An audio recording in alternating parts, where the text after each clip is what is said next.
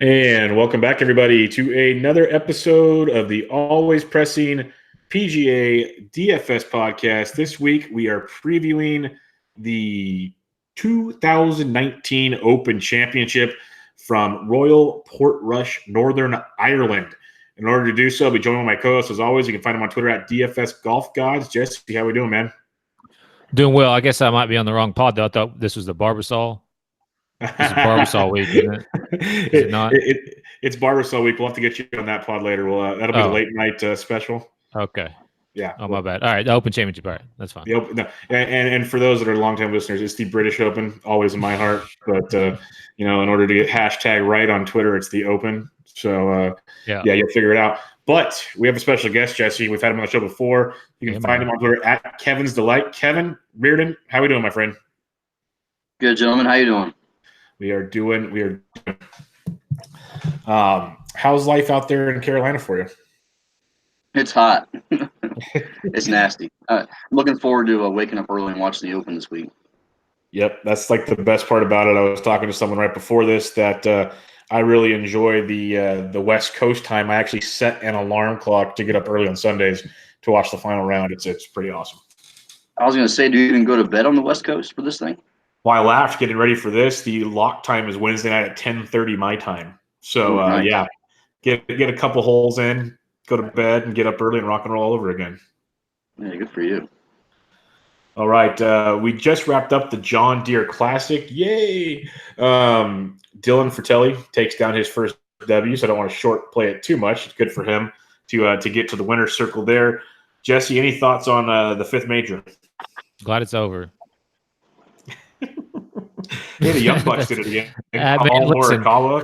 Yeah, this time of year for golf for me on like the weekends is, except for in special circumstances like the Open Championship or U.S. Open, like I don't pay a whole heck of a lot of attention unless I got some shit going on in DFS world, and didn't have very much luck there this week. But yeah, I mean, Dylan Fratelli, he kind of just moves along with our theme of these new young guns, man, just going out and winning golf tournaments. The leaderboard had a lot of young guys on there and some older ones too. I mean, Russell Henley shot 10 under on Sunday. So it was the John Deere Classic, though. You got anything to say about it there, Kevin? Yeah, it's easier and easier for these young guys to keep winning when all these vets take so many tournaments off. That's a good point. Yeah, it's so easy for them to choose their schedules, and when they're only playing the handful that they want to play, it's a lot easier for these younger guys to cherry pick. Yeah, it makes life a heck of a lot easier. Kevin, I bet you as a club pro, you could probably compete in the John Deere Classic, couldn't you? I could not. No, I don't putt well enough. Let me ask you something, Kevin, because Bubba and I have talked about this on a couple pods. How do you feel about the new schedule, the new PGA Tour, the new golf schedule, basically? I don't know.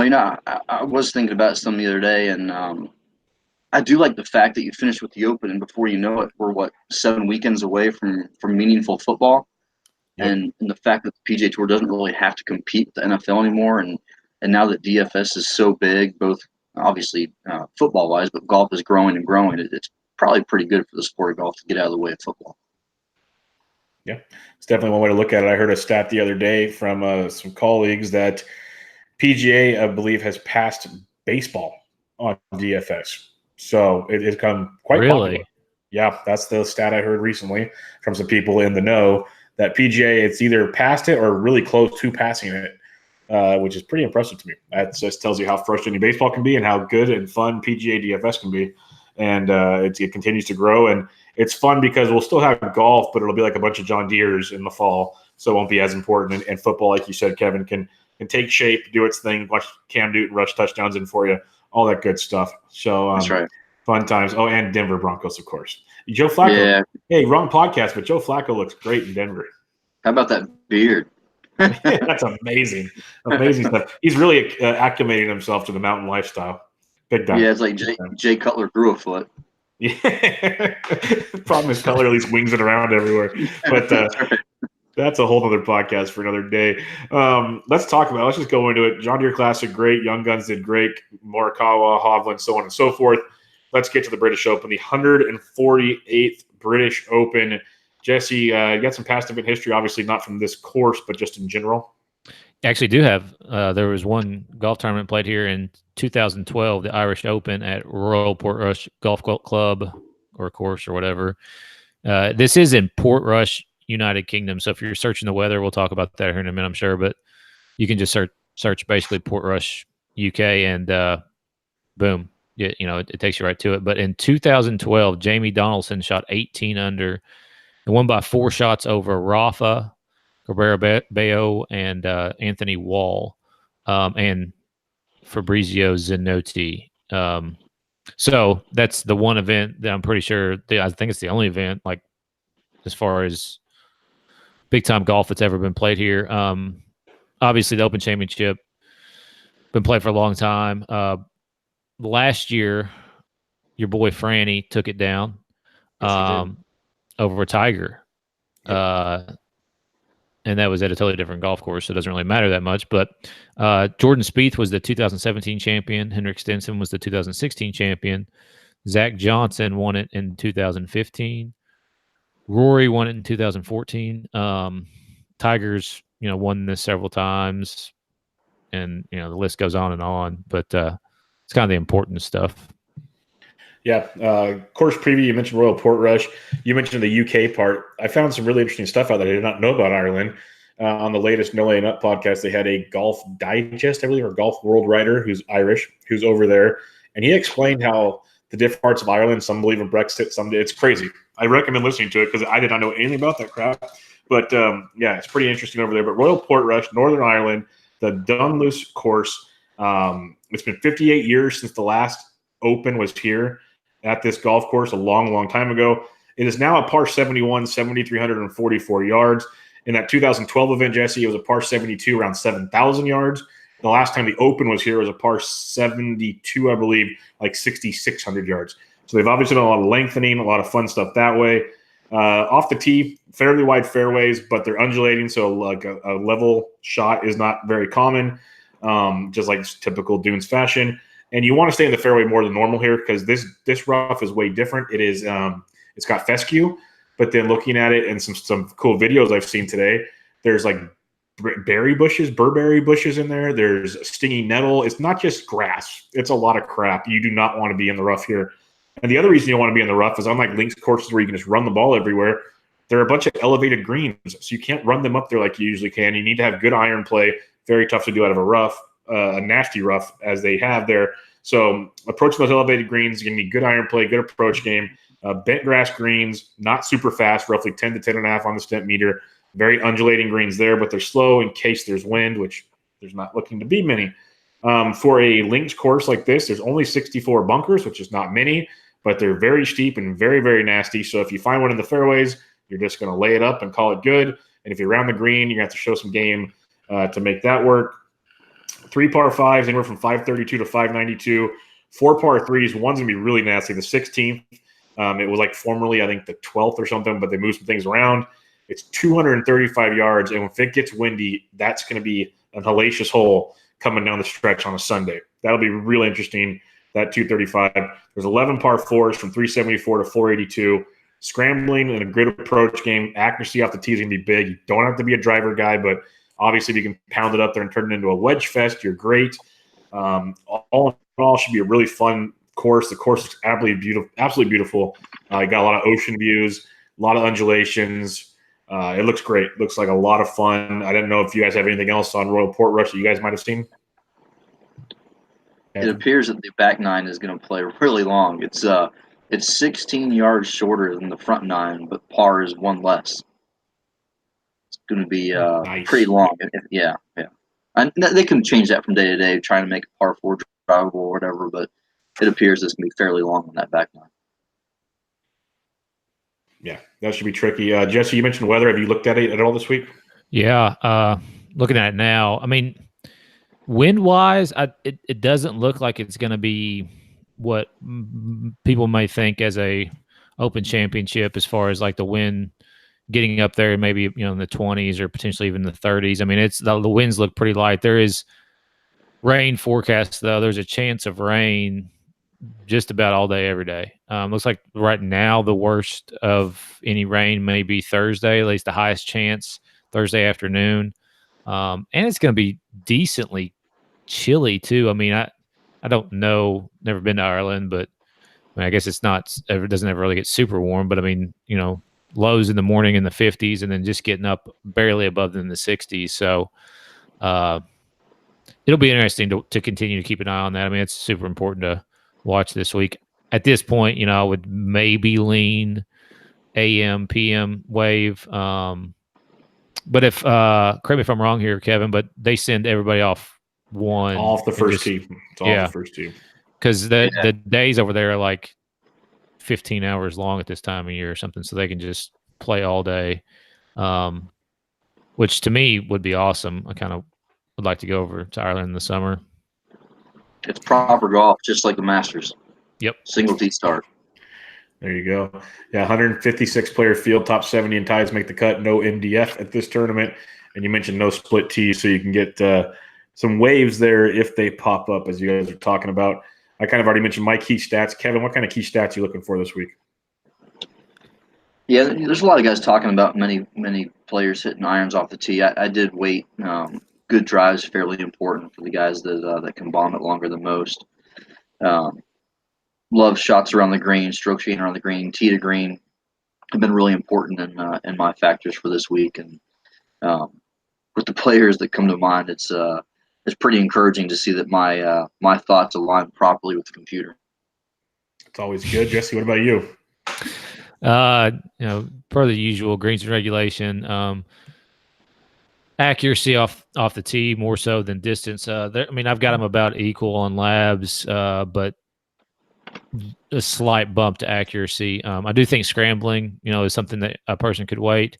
It'll be interesting to see how hard this golf course plays. At this point, I've got birdie score on labs, with some decent weighting there and nothing on the bogeys. But, this could be a week, where, like I talked about, I think at the U.S. Open, where you make a couple different lineups, one with guys who are able to just make a bunch of birdies and then guys who avoid bogeys at all cost, your par makers, just in case, it is a super difficult track or whatever. I mean, given the scores back in 2012, I would expect it to be gettable.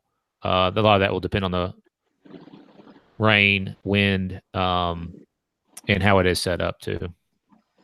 Yeah, right now they're saying early stuff is if it's not too windy, there's going to be scoring, plenty of scoring. So we'll wait and see how that happens. Like you guys said, they could change things around as the tournament goes on. So you never know. But we've seen that at most opens, like when you talked about the past winners, I think Stenson was in the 20s. There's guys in the 17s. But then Franny last year was 8. Just kind of, it's all weather dependent for the most part back there. It's like links golf, you can score if you're staying out of trouble. That's one thing we've always seen through time. All right, real quick, fansharesports.com. If you go use Always Press, you get 20% off your season pass and PGA over at Fanshare Sports. Also, they have their NFL package out right now, early season discounts. So go check all that out at fansharesports.com. Coming in good current form, last 6 events, according to DraftKings scoring. Your leaders in the clubhouse are Patrick Cantlay, averaging over 90 DK points per event. Neiman, Matsuyama, Brooks, Sanjay is in there at 5th. Tiger, Rory, Webb, and Sabatini rounds out the top 10 there. Doing the last 6 tournaments on links for DraftKings. So a lot of the Euro Tour events aren't here, but links events on DraftKings. Brooks leads the way at about 87 points. Xander comes in second. Spieth, Ricky, Fleetwood, Aaron Wise, Hideki, Leishman, and Putnam. Interesting ones to think about there is Putnam just made the field. Last but not least, I just used the last 4 Open Championships because, still link style, obviously different course, but guys that played well in these events. Jordan Spieth leads the way, averaging over 93 DK points. Rory at 85, Xander, Stenson, ZJ, Brooks, Haotong Lee, Jason Day, Kuchar, and Patrick Cantlay yet again. So a lot of similar names peppering those boards when it comes to fansharesports.com. Go check them out. Code ALWAYSPRESS. All right, let's get into the DraftKings action here. 10K and above. Going to be a fun one. You got Rory at 11.6, Brooks at 11.4, DJ at 10-9, Rahm at 10-6, and Tiger Woods, where the temperatures don't look good for a back, at 10-2. Kevin, what are you liking here? It's hard not to like Rory. Shot 61 here several years ago. Obviously, he's a junior, but obviously loves the track. I do like DJ this week. Those are my two main plays at that price point. It's hard for me to back Brooks. I haven't done it, and I'm not good with backing him whatsoever, but I'll be looking at Rory and DJ if I can. For sure. What about you, Jesse? You know, I like Rory. He rates out the best on my Labs model. He's number one on the model, and so it's hard not to like him. He's got the whole narrative street of being from the area, and the, like Kevin said, the 61 at this golf course record.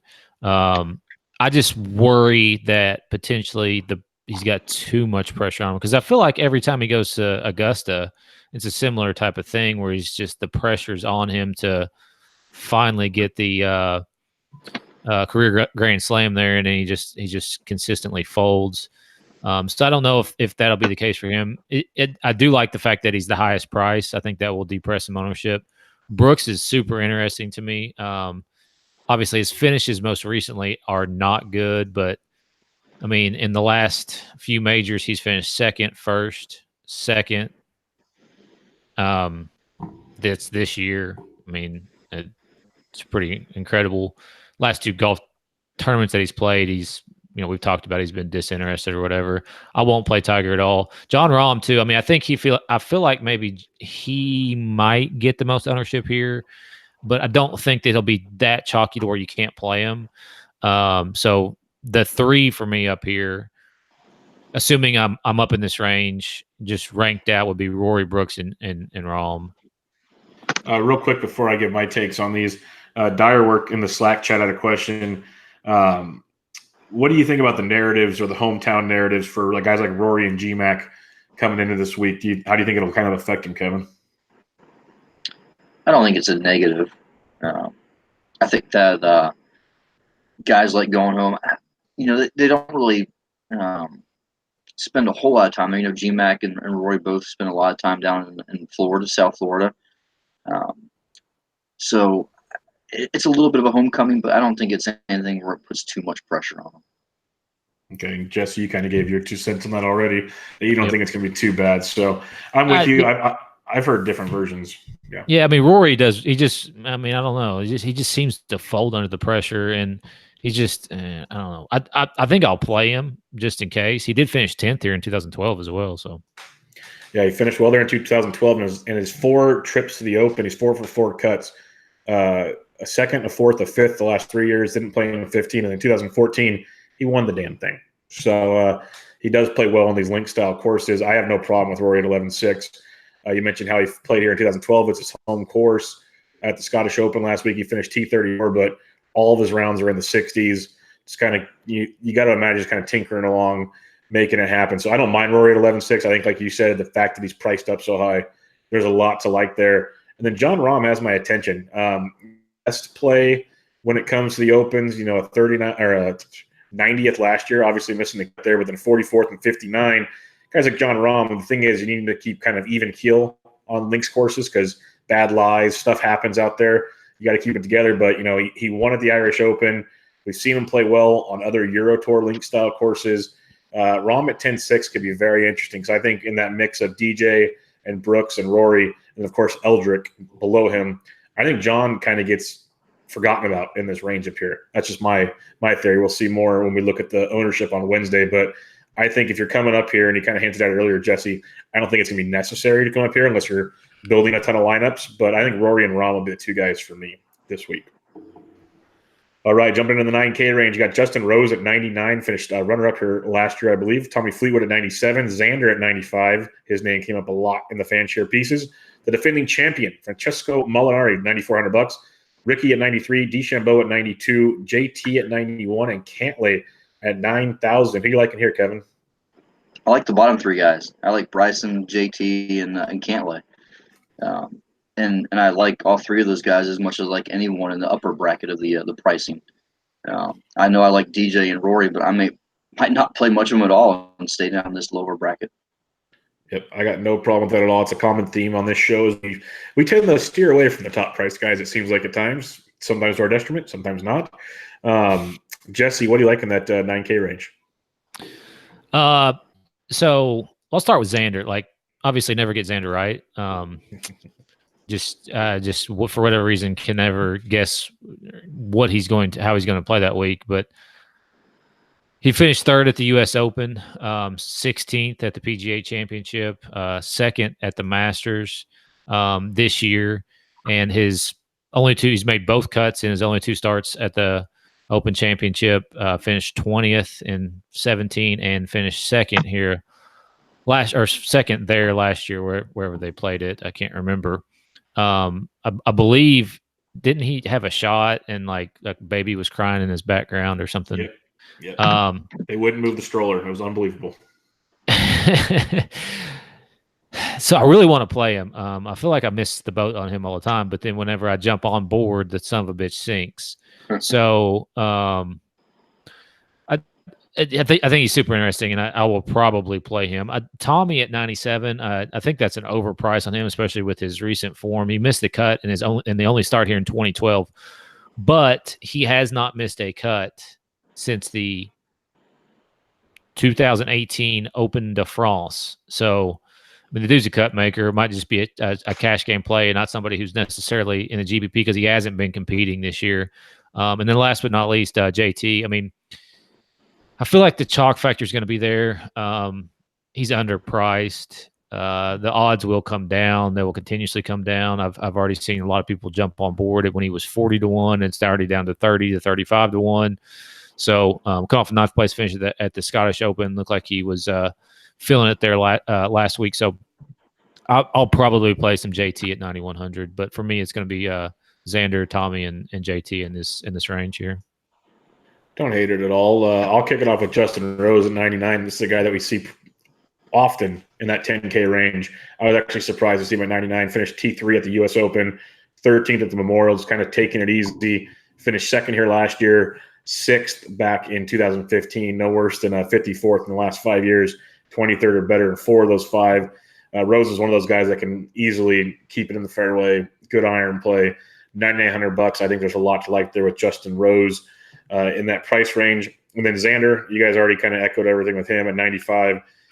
I went to the fan share stuff, links play, recent form, the Open in general. Like, he popped on everything I looked at in those 3. Obviously, there's more to it than that, but the fact that he showed up every single time said a lot to me. So Xander at 95, I'm just worried he's going to be popular. I think that narrative is going to start going around that this is what he does well, and we'll keep an eye on that. But Xander at 95 could be really good. And then I love Patrick Cantlay. Kevin hit him at 9,000.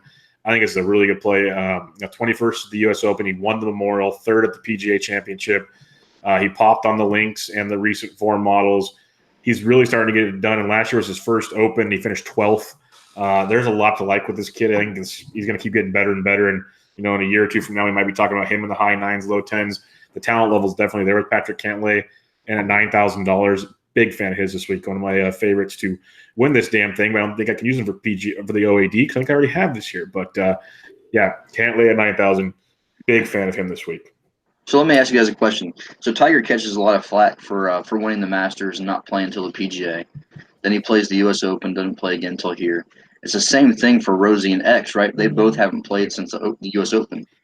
Yep. What do you guys feel about that when it comes to recent form? Because you haven't seen much of them, right? Yeah. I mean, it sucks. It sucks. Because like Webb Simpson and Adam Scott are be 2 other guys that we fall into that category as well. And I love both those guys. Yeah. Yeah, like for me. Go ahead. Okay, go Jesse. No, go. That's what sucks for me about this schedule. That's what I don't like about this schedule is that the dudes are taking months off. Yeah, they need their breaks. The thing with Tiger that's different for me is I really don't like the way he's kind of like when I was at the Open and I was like literally feet away from him, he looked just beat down on Sunday. Like, I know he wasn't in contention, so he didn't really care, but he looked kind of like just not doing good. He admitted the cold weather wasn't good for him. Tiger, if he ever shows up, can win any golf tournament he plays, and we're pretty confident in that.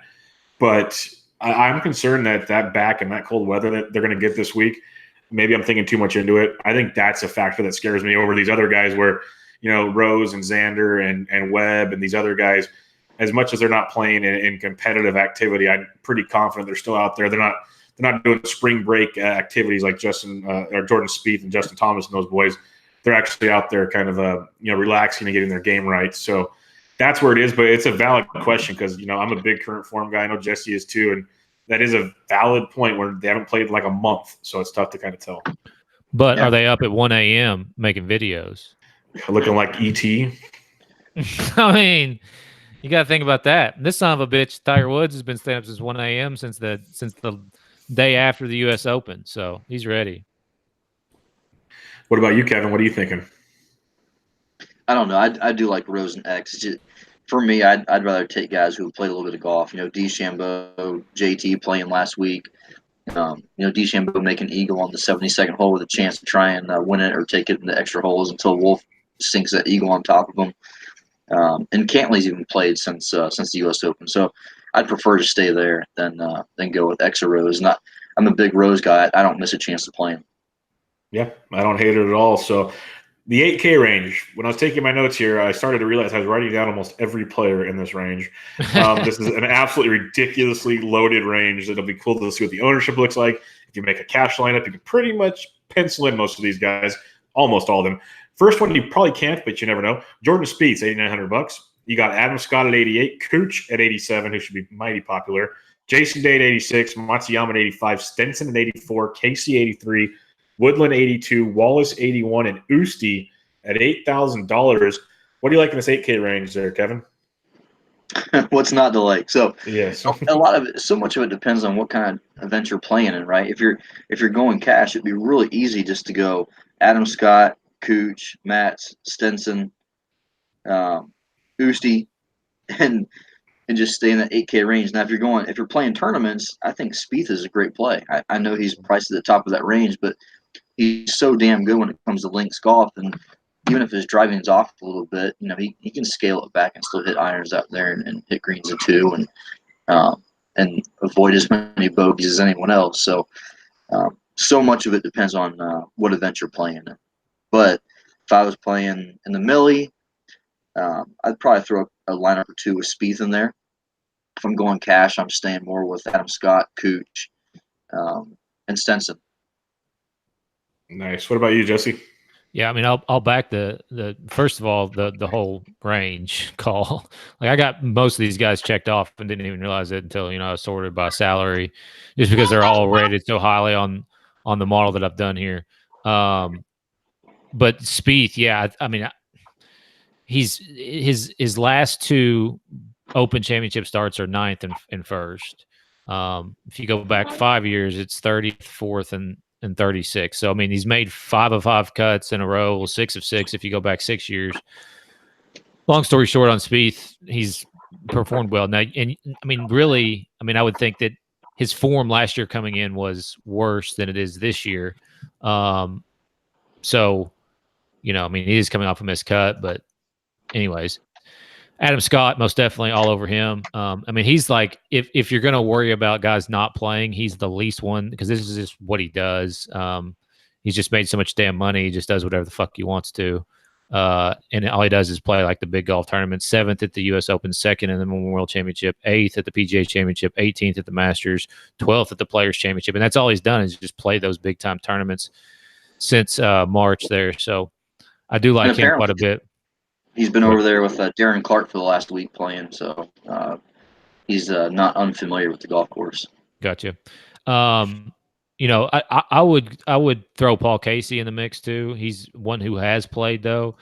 He played at the Travelers Championship and finished 5th after the U.S. Open, where he finished 21st. And he made the cut at the PGA Championship. He did miss the cut at the Masters, but he's playing some tough golf courses and he's been playing decently well. I'm interested to see how highly touted Gary Woodland gets. Obviously coming off the U.S. Open Championship, He is 6 of 6 for made cuts at the Open Championship. Coming off a miscut at the Rocket Mortgage. Who gives a shit? It was after his U.S. Open win. It's got zero bearing, in my opinion, on this. So, I mean, that price for him is low, I would think, for the guy who won the last major of the year. So I'll monitor kind of his toutedness and then kind of go from there. But I do like Gary Woodland. And then Wallace and Oosthuizen, I think they're both playable as well. I mean, like you said, the whole range. I mean, you can throw a Hideki and Henrik in there. Might as well go ahead and give Cooch a mention as well. Shit. Yep. I mean, this is the major championship 8K range. It's always loaded with names that we're used to seeing in the 9 and 10K range in normal tournaments. So it's fun to roster a bunch of these guys. But Woodland, Adam Scott, and like you said, Spieth and GBPs, I do like that as well. Yeah, I think Scott's a really good play, as you guys mentioned. T20 or 2 or better in 4 of the last 5 opens. He just comes out here, he gets it done. And the nice little fact there from Kevin that he's been playing with Clark out there for over a week is very nice. Kuchar, big fan of here. 9th and 2nd in the last 2 Open championships. He's a cut-making machine. When it comes to majors, he's like T20 or better over the last couple of years in majors. T20 at the Scottish Open, T16 at the U.S. Open, T4 at the Canadian Open. He's just as good as it comes. He loves playing links golf, plays really well on links golf. I think Jason Day can be very interesting. Usually you worry about Day and his putter, and at the 3M Open at T66, but Travelers in 8th, U.S. Open at T21. If he's hitting it straight like he can, sometimes the driver can be wary. Put the driver away, driving iron that thing. Day at 86, I think can get you some ownership leverage. Same with Matsuyama. I love what Matsuyama's been doing. When it comes to iron play and approach game, Matsuyama is one of the best out there. So I think he's awesome at 85. Stenson with that 3-wood playing on a links course, just stinging it everywhere. Finished T4 at the Scottish Open, T9 at the U.S. Open, T8 at the Canadian Open. I think there's a ton to like about Stenson. And then you mentioned Wallace as well at 81. He's very, very much in play, coming in good form. T14 at the Irish. He finished 3rd at the BMW, 12th at the U.S. Open. But if I have to narrow it down, I'm going to be focusing my shares around Kuchar, Stenson, and either Day or Matsuyama based on ownership. I'll kind of be hanging out in that middle 8K range, but a lot to like there. Definitely cash game area with some GPP appeal, like you said, with Spieth and company, if you want to be different. All right, Kevin, 7K range. What do you like, 7,500 and above? I like Shane Lowry. You can have GMAC. You can have Sergio, and I've always kind of been a Sergio guy. I always bet him. I said I'd bet him until the day he won a major, and finally he won his major. I quit betting him. So I probably didn't quite break even, but at least he finally gave me some money back. But I'll take Shane Lowry all day in this range. I think most folks try and either play the McDowell, going home type narrative. Leishman has a little bit of interest in my opinion, but give me Shane Lowry. What about you, Jesse? I'll start with Finau. 7,800. He's his form coming in is not what you would really want it to be. 23rd miscut, but he did finish 2nd at the Charles Schwab Challenge, made the cut at the PGA Championship. Did finish 5th at the Masters. It's just been a lackluster year for him, but he's had some success over the pond there. He's 3 of 3 made cuts in the Open Championship. T9 last year, 27th the year before, and 18th the year before that. I think that he will go under the radar with some of these names around him, especially like Sergio and Poulter and Leishman right there, hoping it spreads out some ownership. Fitzpatrick at 7,600. Not usually a Fitzpatrick guy, but he's been kind of showing up in spots. He did finish 12th at the U.S. Open, finished 14th last week at the Scottish Open, so he's playing some good golf. Webb, like we mentioned before, I know you guys said you liked him. I got him checked off. It just feels like a Webb week to me. That's really fucking weird for me to say. And then last but not least, RCB, Rafa. The dude is playing really, really well. 9th, 4th, and 3rd in his last 3 starts. And then he has made 6 or 7 cuts at the the Open Championship, 74th last year, 4th the year before that. So those would be my cats up in this range. Yeah, I'm a big fan of RCB. He plays links courses very, very well, as you can tell from the last 3 weeks. Pebble has a linksy vibe to it at times. He plays well out there. I really like Rafa on this course. Like you said, 4th 2 years ago at the Open, coming in really, really good form, and it's $7,500. A guy that can actually contend here at a good price point. You mentioned Finau. I'm curious to see the ownership on that because the upside's tremendous with him. A 9th place finish last year, 18th 2 years ago at the Open. The form's kind of sketchy, but it looks like you might be finding it. You might be able to get a lower owned than normal Finau. You know, in the old days, a $7,800 Finau would mean like 30% ownership. Oh, You easy. might get a lot lower now. So something to keep an eye on there. Leishman's going to be very intriguing, as you guys mentioned already. You know, a 6th, a 2nd, a 5th, and 3 the last 5 years at the Open. If it gets a little windy, the Aussie can play in the wind. So very interesting there with Leash. And then last but not least, Eddie Pepperell, 6th year last year, played Sunday, blitzed out of his mind from the night before. And when it comes down to it, he's playing really good golf. He finished T43 last week, but all 4 rounds in the 60s. T4 at the Irish Open, all the rounds in the 60s. British Masters, he finished 2nd.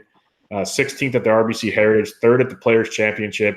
He's got really good form when it's on, and if it doesn't go, he goes and gets drunk, and you never know what shows up on the next day. So Eddie Pepperell, 76, he's like a spirit animal of any of our golf clubs we ever go to. And I'm a big fan of the form he's got coming in here. He loves playing links golf. I think he's a really, really interesting play at 7,600.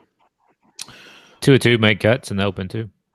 Yep, he finished 6th last year. Kevin, 7,400 to 7,000. Who you liking down there? Initially, I like Haotong Li a little bit. And I like some Russell Knox. EVR, I think, is a great play. And a guy I've been playing some on the European Tour here recently is Mike Lorenzo Vera. But I also think I think Benny Yon's a great play this week. That Benny Yon and all my numbers is top 10 on all the models I'm running. So I do like some Benny Yon down here. Beautiful. What about you, Jesse?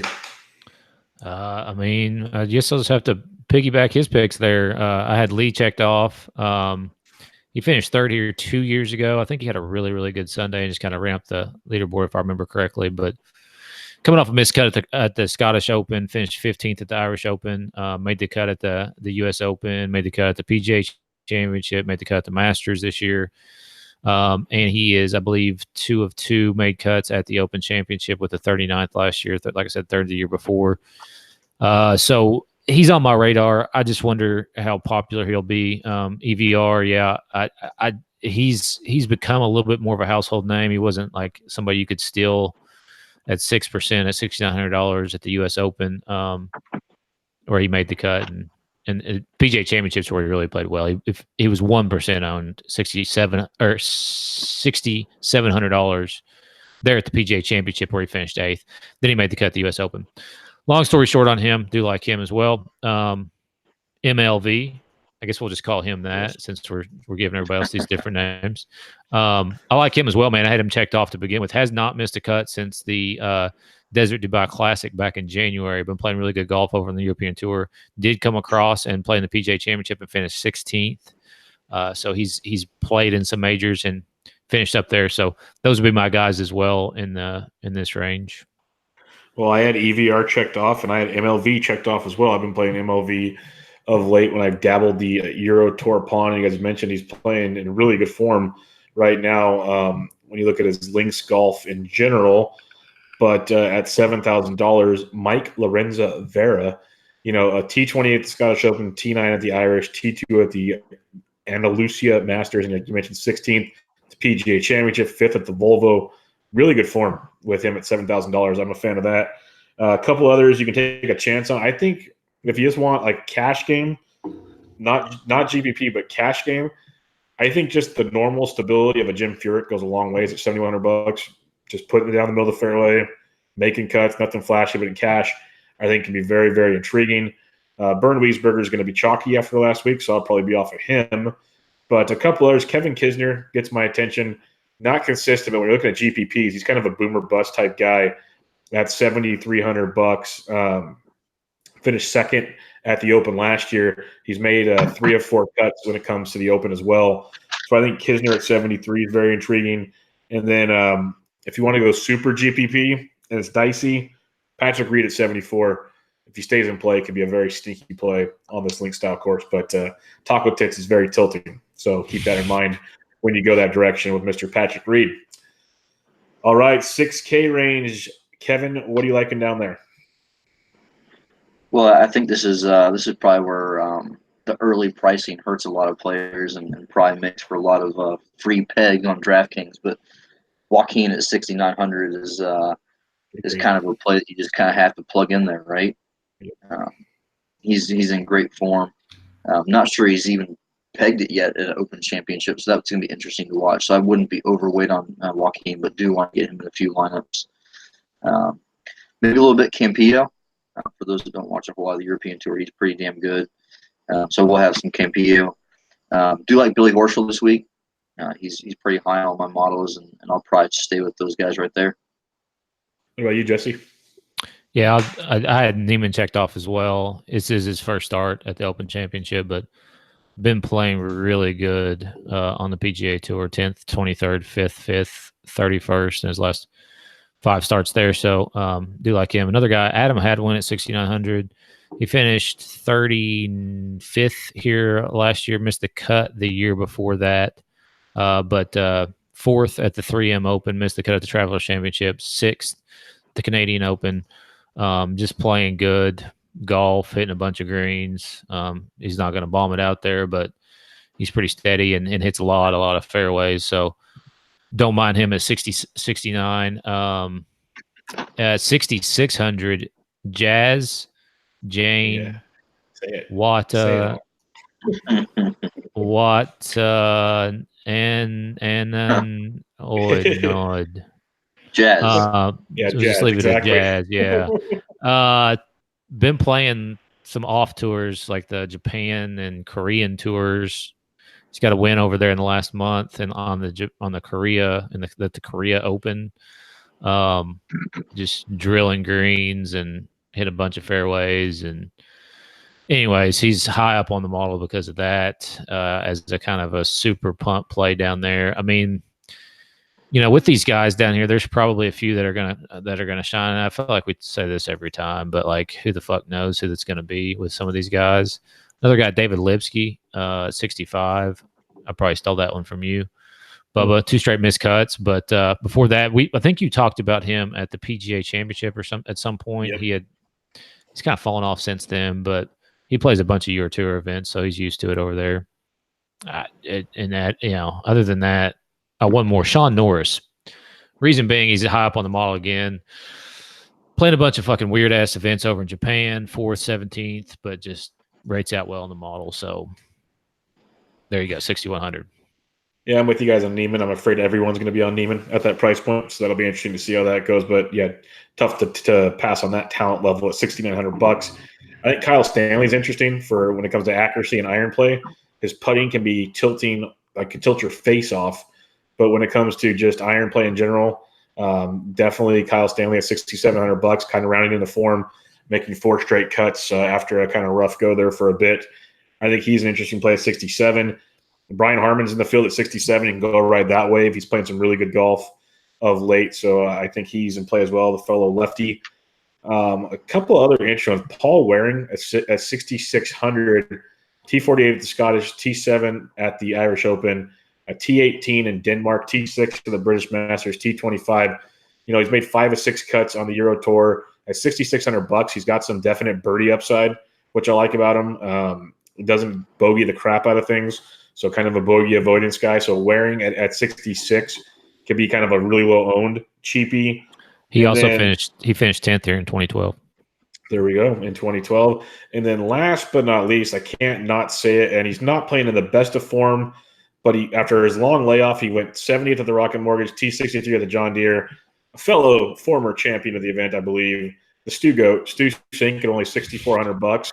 If you're playing cash, I think it's another kind of a cut maker guy that can save you some money at $6,400. I don't think he's a good GPP play to win the Millie because he's not going to finish high enough, I don't think. But when it comes to just in general, I think you have options there at 6,400. All right. Apparently the dog likes Stu Goat as well. That's good to know. Let's do a quick recap real quick. 10K and above, give me one guy, Kevin. If I'm going one, I'm probably going to go I'll go DJ. What about you, Jesse? Rory.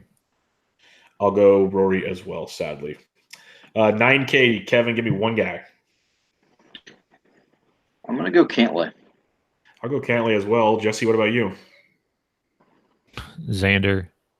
Ooh, that takes a lot for you to say that. That takes a lot for you to say that. That's your kryptonite.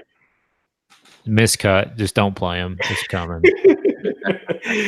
Hey, Kevin, 8K range. Give me one guy, which is really tough in this range. Give me one. Okay, give me two. I'll let you give me two because we can play everybody. Give me two, your top two guys in the 8K range. I'll first go Adam Scott because you don't have to putt great to win the Open Championship. He's just ball striker, going to hit a lot of fairways and greens. So I'll go Adam Scott and I'll go Stenson. All right. What about you, Jesse? Yeah, Scott, especially for cash, and then Spieth and GPPs. I'll go Kuchar and Stenson. I might just eat the chalk there and be different elsewhere. I think Kuch is – he's too good. 7,500 and above, give me one guy, Kevin. Between Lowry and Simpson, I'm going to go Lowry. What about you, Jesse? Finau. Yeah, it's between Pepperell and RCB for me. I'll go RCB. 7,400 to 7K, give me one guy, Kevin. One guy – I'll go Hao Tom. Jesse? We'll throw a guy who I didn't mention before, Tomas Peters. 3-3 made cuts. Mr. Tilt himself. Yeah, 3-3 made cuts at the Open Championship.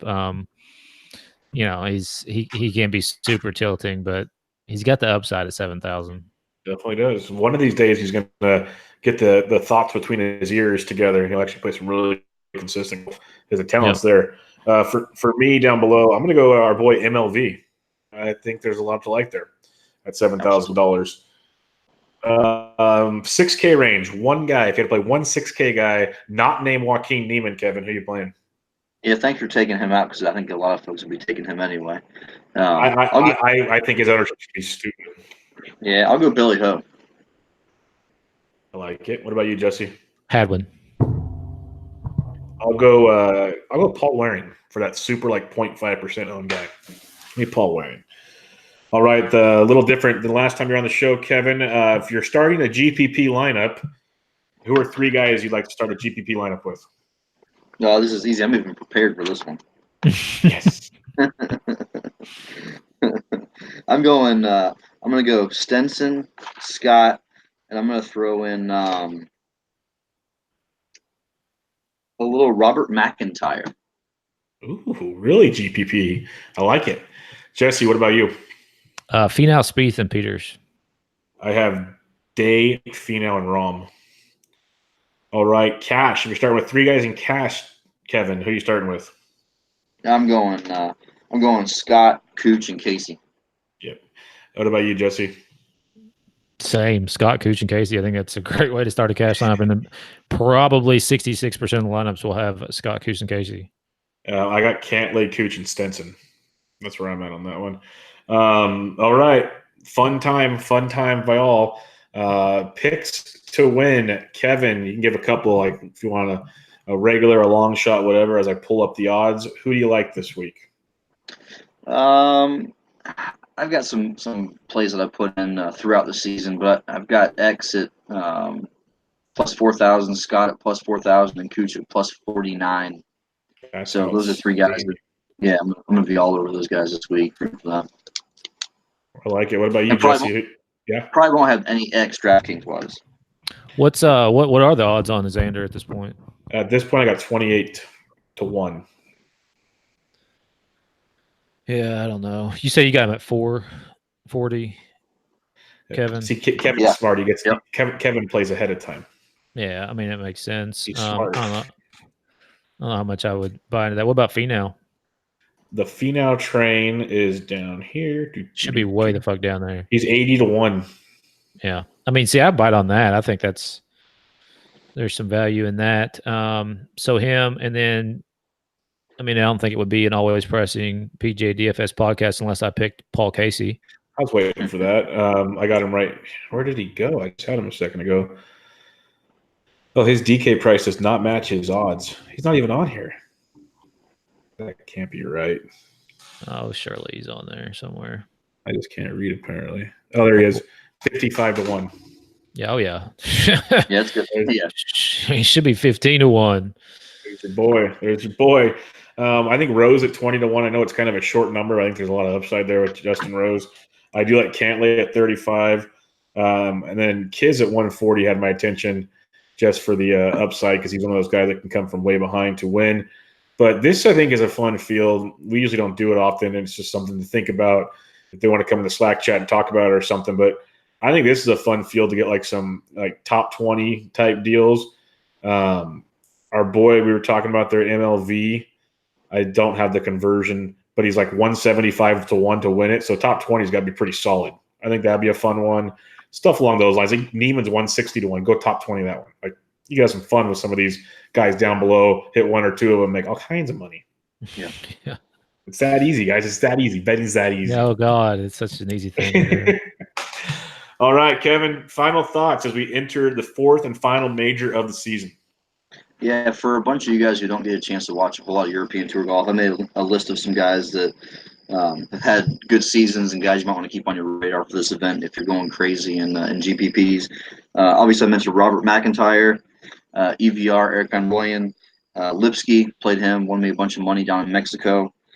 Christian Bezuidenhout, MLV, Mike Lorenzo Vera, Jorge Campillo, Oliver Wilson, Andy Sullivan. Don't sleep on those guys. Yeah, Andy Sullivan, he likes to show up at some of these events. That's a good call there. Links golf is great. I like those calls quite a bit there, Kev. Jesse, any final thoughts on the fourth major?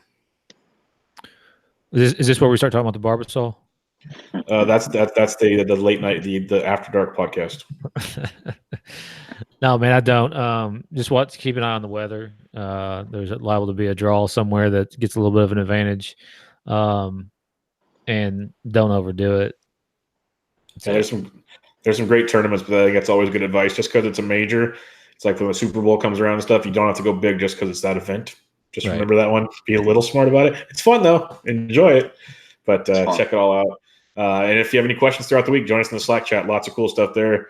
Got a new sheet from one of the loyal followers over there that's putting a couple guys putting stuff together. So go check that out.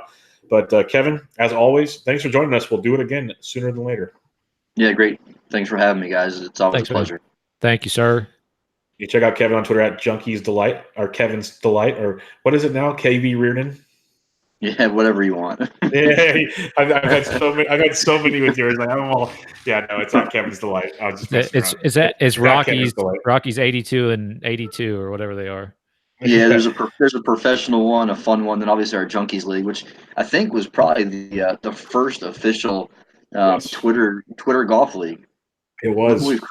Look what we've created, fellas. Yes, so the first OG, Kevin, the mastermind behind it all. It was awesome stuff, and you're so humble about it. I appreciate it. So Kevin's on Twitter at Kevin's Delight. Jesse is at DFS Golf Gods. I'm at BD Intric on the podcast at Always Press DFS. But good luck all this week, as this was the Always Pressing PGA DFS podcast previewing the 2019 Open Championship. Catch you later.